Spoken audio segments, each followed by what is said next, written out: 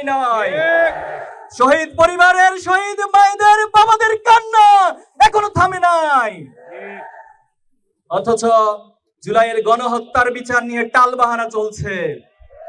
আজকে 1.5 বছর অতিক্রান্ত হয়েছে, আপনারা ধীর গতিতে জুলাইয়ের বিচার অতিক্রান্ত করছেন।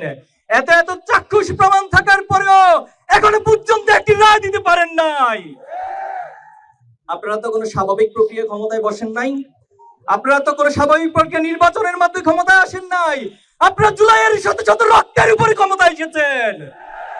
জুলাইয়ের রক্তকে যারা ধারণ করতে পারবে, জুলাইয়ের শহীদ পরিবারের আকাঙ্ক্ষাকে যারা ধারণ করতে পারবে, তাদের শুধুমাত্র এদেশে ক্ষমতায় টিকে থাকার ম্যান্ডেট থাকবে।